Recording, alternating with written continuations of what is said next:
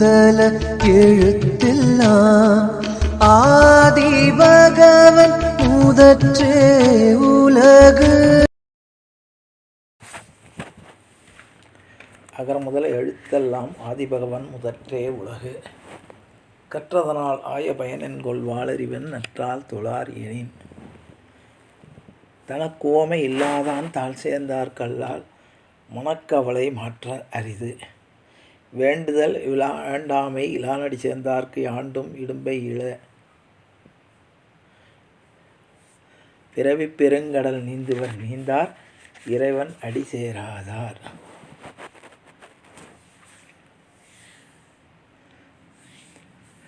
அறநெறி தந்த வள்ளுவ பெருந்தகையுடைய பொருட்பாலிலே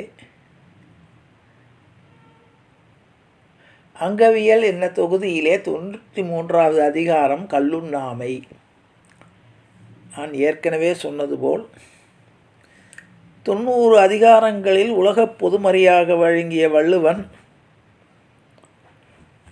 தன் குடும்பத்தாருக்கு சொல்லுவது போல் தனித்தனியாக இந்த 90லிருந்து 108 வரை 18 அதிகாரங்கள் தனிப்பட்ட ஒவ்வொருவரையும் மனதை தொடும்படியான நீதி போதனைகளை சொல்கிறார். இதிலே 93வது அதிகாரமாக கல்லுண்ணாமை என்பதை போதையினால் ஏற்படக்கூடிய தீமைகளையும் கல்லுண்பதனால் ஏற்படக்கூடிய கெடுதல்களையும் நமக்கு காட்டுகிறார். நம் குடும்பத்தில் உள்ள முதியவர் ஒருவர் நமக்கு எவ்வாறு அறிவுரை கூறுவாரோ அதுபோன்று நமக்கு வள்ளுவன் இந்த 18 அதிகாரங்களிலே தனிப்பட்ட முறையிலே ஒவ்வொருவருக்கும் பொருத்தமான தேவையான விஷயங்களை கூறுகிறார். உட்கப்படா அர் ஒளியிழப்பர் எஞ்ஞான்றும் கற்காதல் கொண்டொழுகுவார். கல்லின் மேல் ஆசை கொண்ட அரசர்கள் எக்காலத்திலும் பகைவரால் அஞ்சப்படார். தம் முன்னோரால் அடைந்திருந்த புகழ் என்னும் ஒளியையும் இழந்து விடுவார்கள். உன்னற்க கல்லை உணிலுண்க சான்றோரான் எண்ணப்பட வேண்டலார். அறிவை மயக்கும் கல்லை அறிவுடையோர் உண்ணாது விடுவாராக. நல்லவரால் எண்ணப்படுதலை வேண்டாதவர் மட்டுமே விரும்பினால் கல்லை உண்பாராக. அதாவது நல்லவர்கள் நம்மை விரும்ப வேண்டாம் என்று நினைத்தால் கல்லை உண்ணலாம். நல்லவர்களால் நாம் விருப்பப்பட வேண்டும் என்றால் கல்லை உண்ணக்கூடாது. ஈன்றால் முகத்தேயும் இன்னாதால் என்மற்று சான்றோர் முகத்து களி. எது செய்தாலும் உவப்படையும் தாயின் முன்பும் கல்லுண்டு கழித்தல் இல்லாததாகும். அவ்வாறானால் குற்றம் எதையுமே பெறாத சான்றோர்களின் முன் என்னவாகும். அதாவது எதையும் பொறுத்து கொள்ளக்கூடிய தாயானவள் தன் மகன் கல்லுண்டு இருக்கிறான் என்பதை பொறுத்து கொள்ள மாட்டாள். அவ்வாறு இருக்கும்போது சான்றோர்கள் எவ்வாறு பொறுத்து கொள்வார்கள்? நானென்னும் நல்லால் புறங்கொடுக்கும் கல்லென்னும் பேணா பெருங்குற்றத்தார்க்கு. கல் என்னும் யாவரும் இகழும் பெருங்குற்றத்தை உடையவரை நான் என்று சொல்லப்படுகின்ற உயர்ந்தவள் பார்ப்பதற்கும் அஞ்சி முகத்தை திருப்பிக் கொள்வாள். கையறியாமை உடைத்தே பொருள் கொடுத்து மெய்யறியாமை கொளல். தம் கைப்பொருளை கொடுத்து தன்னுடலை மறக்கும் அறியாமையை கொள்ளுதல் அவன் பழவினை பயனையே தனக்கு காரணமாக உடையதாகும். அதாவது கல்லுண்மை என்பது கல்லுண்கள் என்பது தன்னுடைய பொருளையும் கொடுத்து அறிவையும் கெடுத்து கொள்ளுதல் ஆகும் என்கிறார். துஞ்சினார் செத்தாரின் வேறல்லார் எஞ்ஞான்றும் நஞ்சுண்பார் கல்லுண்பவர். உறங்கினவர் அறிவிழந்திருப்பதால் செத்தாரினும் வேறானவர் அல்லர். அவ்வாறே கல்லுண்பவரும் எப்போது நஞ்சு உண்டவரும் வேறானவர் அல்ல. அது உறக்கத்தில் இருப்பவன் தன்னிலை மறந்து இருப்பதால் அந்த உறக்கத்தில் உள்ளவனை யாரும் வெல்லுதல் எளிது. அதே போன்று கல்லுண்பவர் தன்னுடைய நிலையை மறந்து இருப்பதால் கல்லுண்பது என்பது விஷத்தை அருந்துவதற்கு சமமாகும். உள்ளொற்றி உள்ளூர் நகப்படுவர் எஞ்ஞான்றும் கல்லொற்றி கண் சாய்பவர்.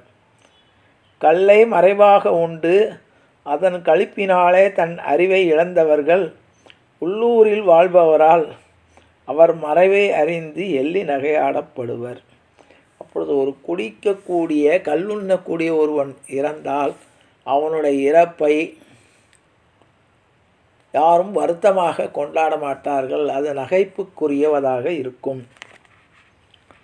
கழித்தறியேன் என்பது கைவிடுக நெஞ்சத்து ஒளித்ததுவும் ஆங்கே மிகும்.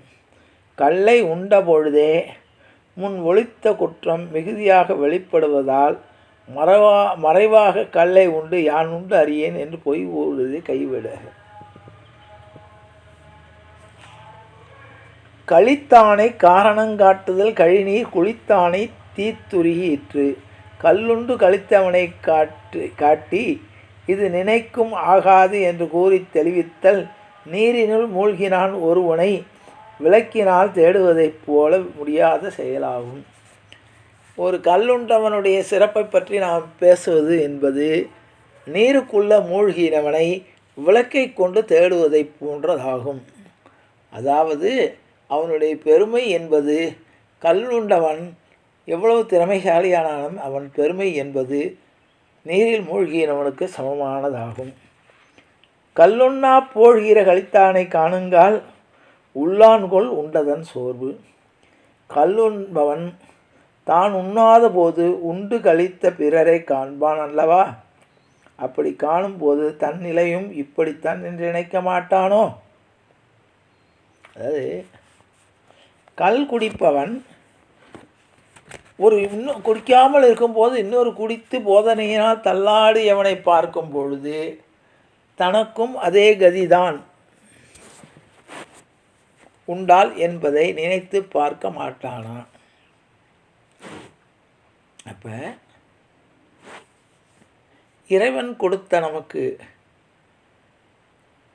தெரியாத கண்ணுக்கு புலப்படாத 2 அவயங்கள் ஒன்று உண்டு. கை மெய் வாய் கண் மூக்கு செவி, இது 5 இந்த 5 கட்டுப்படுத்துவதற்கு அல்லது அடக்கி ஆள்வதற்கு அல்லது அதற்கு கட்டளையிடுவதற்கு என்று இறைவன் கொடுத்த 2 விஷயங்கள் ஒன்று. அது நம்முடைய கண்ணுக்கு தென்படாது. 5 நம் கண்ணுக்கு தென்படும். கண், காது, மெய், வாய், கண், மூக்கு, செவி. இது இறைவன் நமக்கு அளித்த ஒரு கொடை. இது கண்ணுக்கு தெரிந்து நம்ம இச்சைக்கு உட்பட்டு செயல்படுகிறது. கண்ணை தேவைன்னா மூடிக்கலாம், திறந்து பார்க்கலாம். காதை வேண்டாம்னா பொத்தி கொள்ளலாம். உடம்பை போர்த்தி கொள்ளலாம். வாயை மூடிக்கொள்ளலாம். இதெல்லாம் நம்முடைய இச்சைக்கு ஓரளவு கட்டுப்பட்டு செயல்படக்கூடியவை. நம்முடைய இச்சைக்கு இல்லாமல், நம்முடைய உத்தரவு இல்லாமல் தானாக நல்ல முறையில் செயல்படக்கூடிய 2 உறுப்புக்கள் என்ன? இறைவனுடைய அருட்கொடை என்றால் மனமும் மூளையும் ஆகும். மனம் என்பது நல்ல சிந்தனைகளை உண்டாக்குவதற்கும், மூளை என்பது அதை செயல்படுத்தக்கூடிய திறனை கொண்டது. மனம் நல்ல சிந்தனைகளை ஏற்படுத்தும், மூளை அதனை செயல்படுத்தும். இந்த 2ம் இறைவனால் நம்முடைய கண்ணுக்கு தெரியாமல் தானாகவே செயல்படக்கூடியவை. இந்த 2ஐயும் தன்னுடைய நிலையை மறக்க செய்யக்கூடியதானது இந்த மது. இந்த 2ம் நன்றாக செயல்படும் பொழுதுதான் நம்முடைய 5 நம்முடைய கட்டுப்பாட்டில் இருக்கும். மனத்தினுடைய எண்ணங்கள், மூளையுடைய கட்டளை, இதை ஏற்றுத்தான் இந்த 5 தன்னுடைய செயல்களை செய்கின்றன. மனதிலே நாம் இன்றைக்கு கோயிலுக்கு போக வேண்டும் என்று நினைக்கிறோம். மூளை நம்முடைய காலுக்கு கட்டளை இடுகிறது. ஆகவே கால் நடந்து கோவிலை நோக்கி செல்கிறது. கண் கோவில் இருக்கக்கூடிய பாதையை காட்டுகிறது. காது கோவிலில் ஒலிக்கக்கூடிய மந்திரங்களை கேட்கிறது. உடல் இறைவனுடைய சன்னிதானத்தில் வணங்குகிறது. அப்போ ஒரு நல்ல காரியம் நடக்க வேண்டும் என்று நினைத்தால் மனம் நினைக்க வேண்டும். மூளை கட்டளையிட இந்த ஐம்புலன்களும் அதை நோக்கி செல்கிறது. இந்த கல்லுன்றால் என்ன ஆகும் என்றால் இந்த மனத்தையும் மூளையையும் செயலிழக்க செய்துவிடும். அப்பொழுது இந்த ஐம்புலன்கள் செய்யக்கூடிய வேலைகள் எதுவுமே மனம் மூளை ஆகிய மனம் அறிவு, மூளைனா அறிவுன்னு வச்சுக்குவோம், மனம் அறிவு இதனுடைய இரண்டினுடைய செயல்பாட்டை தாண்டி தன்னுடைய கட்டுப்பாடு இல்லாமல் நடக்கும். கால் போன போக்கில் நடக்கும். இரண்டு காலும் ஒன்று சேர்ந்து நடந்தால்தான் நடையாக இருக்கும். ஒரு கால் ஒரு புறமும் இன்னொரு கால் மறுபுறமும் நடந்தால் அது தள்ளாடுதல் என்று பெயர். கால் தள்ளாடும், கை நடுங்கும், கண்ணினுடைய பார்வை திறன் குறையும், செவித்திறன் குறையும், உடலினுடைய சக்தி வீணாகும். அப்போ ஐம்புலன்களும் நம்முடைய கட்டுப்பாட்டை இழக்கும். அறிவு தன்னுடைய செயல்பாட்டை இழக்கும். மனம் என்பது நல்லது கெட்டதை பிரித்து செல்லக்கூடியது. இது செய்தால் இது என்ன ஆகும், இது கெடுதல் என்று காட்டக்கூடியது மனம். அறிவும் அதே மாதிரி தான். இந்த மனமும் அறிவும் செயலிழந்தால் நம்முடைய ஐம்புலன்களும் தன்னுடைய கட்டுப்பாட்டை இழந்து தரிகெட்டு நடக்கும். அதுதான் வள்ளுவர் அழகாக சொல்கிறார். சரி, ராமாயணத்தில் இதுக்கு உதாரணம் இருக்கா? இருக்குது. ராமன் சுக்ரீவனுக்கு உதவி செய்கிறான். சுக்ரீவனுடைய ராஜ்யத்தை திரும்ப கொடுக்கிறான்.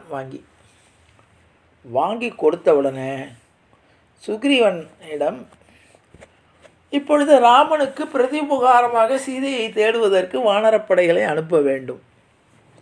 அப்பொழுது சுக்ரீவன் சொல்கிறான், இப்பொழுது கார்காலம் வந்துவிட்டது, மழைக்காலம். ஆகவே மழைக்காலம் முடிந்தவுடனே நாம் தேட ஆரம்பிக்கிறோம். ஆகவே கார்காலம் வரை நீங்கள் இந்த கிஷ்கிந்தையிலே தங்கி எங்களுடைய விருந்தினராக இருங்கள் என்றார். ராமன் அதற்கு மறுப்பு சொல்லிவிட்டு, நான் சந்நியாச கோலம் கொண்டிருக்கிறேன், ஆகவே விருந்தினராக இருக்க முடியாது, ஆகவே நான் காட்டிற்கு செல்கிறேன். கார்காலம் முடிந்தவுடன், வசந்த காலம் தொடங்கியவுடன் நீ உன்னுடைய வானரப்படையை திரட்டி கொண்டு என்னை சந்திக்கவும் என்று சொல்லிவிட்டு போய்விடுகிறான். ஓரிரு மாதங்கள் கழிகின்றன. சுக்ரீவனுக்கு கல்லுண்ணும் பழக்கம் உண்டு. ஆகவே தான் கொடுத்த வாக்கை மறந்து கல்லுண்டு காரிகைகளோடு கூடி தன்னுடைய நிலை மறந்து இருக்கிறான்.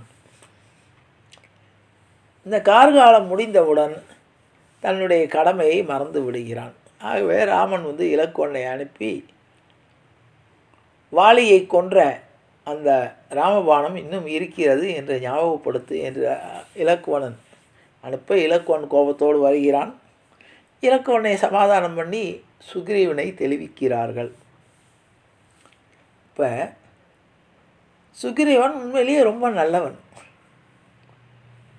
ராம சேவையில் ஈடுபட்டவன். பின்னால் நிறைய ராமாயணத்தில் ராமனுக்கு உதவியாக இருக்கிறவன். அப்படிப்பட்ட நல்லவனாகிய சுக்ரீவன் கூட போதையால் கல்லுண்டதனால் தன்னுடைய கடமையை மறக்கிறான். ஆகவே கல்லுண்பது என்பது வள்ளுவ பெருந்தகை ஒரு சமுதாயத்துக்கு சொல்வதாக கூட எடுத்துக்கொள்ளக்கூடாது. ஒவ்வொரு தனி மனிதனுக்கும் ஒரு மூத்த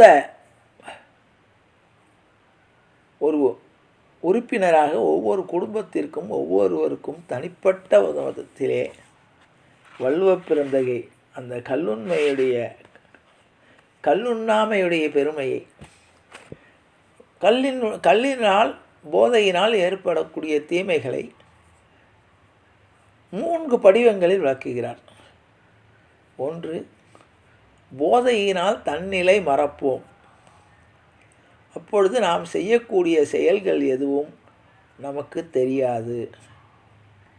நம்முடைய மனமும் அறிவும் நம்முடைய கட்டுப்பாட்டில் இல்லாததால் நம்மால் எந்த ஒரு நல்ல காரியத்தையும் குறிப்பிட்ட செயல்களையும் செய்ய முடியாது. இது இது.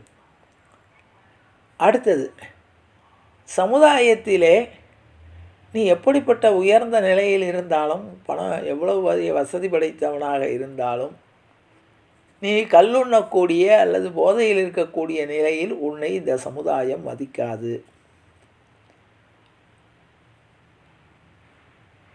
3வதாக, கல்லுண்பவனிடம் திருமகள் வாசம் செய்ய மாட்டாள்.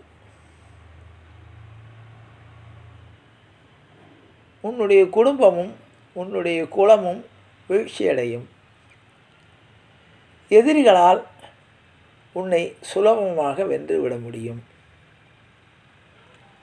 இது போன்ற கருத்துக்களை சொல்லி கல்லுண்ணாமையுடைய சிறப்புகளை வள்ளுவப் பிறந்தகை நம்முடைய குடும்பத்தில் ஒரு மூத்த உறுப்பினராக நமக்கு ஒவ்வொருவருக்கும் வலியுறுத்துகிறார் என்பதை கூறி நிறைவு செய்கிறேன். ஜானகி காந்த ஸ்மரணே. ஜெய ஜெய ராமராம் சத்குரு மகாராஜ் கி ஜெய், ஆஞ்சநேய மூர்த்தி கி ஜெய். அறியாத பிள்ளைகளும் அன்பினால் உந்தன்னை சிறுபேரழைத்தனம் சீறி அருளாத இறைவான் ஈதாராய் பறையலொரும்பாவாய். பெற்றைக்கும் ஏழைகள் பிறவிக்கும் உந்தன்னோடு உற்றோமே யாவும் உனக்கே நாம் ஆற்றேவோம். மற்றைனம் காமங்கள் மாற்றேலொரும்பாவாய். செங்கந்திருமுகத்து செல்வத் திருமாலால் எங்கும் திருவருள் பெற்று இன்புறோரம்பாவாய். ஹரே ராம ஹரே ராம ராம ராம ஹரே ஹரே. ஹரே கிருஷ்ண கிருஷ்ண கிருஷ்ண ஹரே ஹரே. கோவிந்த நாம சங்கீர்த்தனம் கோவிந்தா ஹரி கோவிந்தா.